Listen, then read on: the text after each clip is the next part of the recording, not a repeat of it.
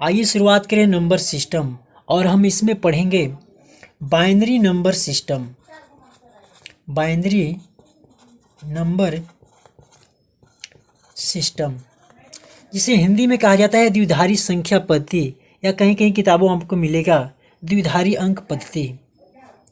इसका जो बेस होता है वो 2 होता है।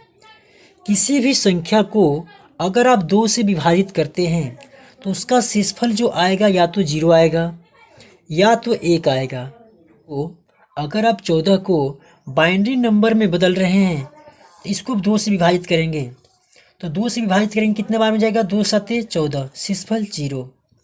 फिर इसको 2 से विभाजित करेंगे कितने बार में जाएगा, 2 तियां 6, शेषफल 1। फिर 2 से विभाजित करेंगे 2 एकम 2, बचा सिर्फ 1 बचा।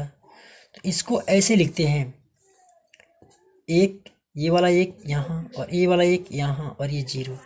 इसको ऐसे लिखा जाता है। ये बाइनरी नंबर हमें प्राप्त हो गया। अगर हम इसको फिर से उसी संख्या में बदलना चाहें तो इसको ऐसे लिखते हैं,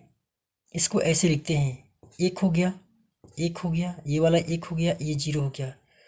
2 के पावर 0, 2 के पावर 1, 2 के पावर 2 और 2 के पावर 3। 2 के पावर 0 मतलब किसी भी अंक का अगर पावर 0 हो तो 1 होता है, और 1 में 0 से गुणा करेंगे तो 0 आएगा। 2 एकम 2, 2 की पावर 1 यानी 2, और 2 में 1 से गुणा करेंगे तो आएगा 2। 2 का स्क्वायर 2 है, यहाँ पर 2 स्क्वायर मतलब 2 दूने 4, 4 एकम 4। फिर 2 के पावर यहाँ क्यूब है, 2 का क्यूब क्या होता है, 8 होता है, 8 एकम 8, 8 4 12 और 12 2 14। मतलब ये जो संख्या आया फिर से 14 आ गया।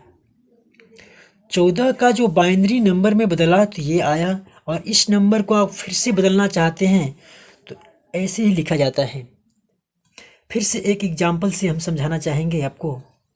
मान लीजिए किसी संख्या, मान लीजिए 9 को आपको बाइनरी नंबर में बदलना है, तो इसे आप 2 से भाग करेंगे, 2 चौके 8, 1 बच गया।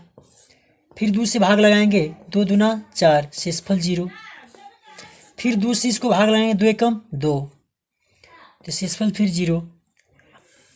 तो ये संख्या ऐसे हमको लिखना है, तो पहले 1 लिखाएगा, फिर 0, फिर 0, फिर 1।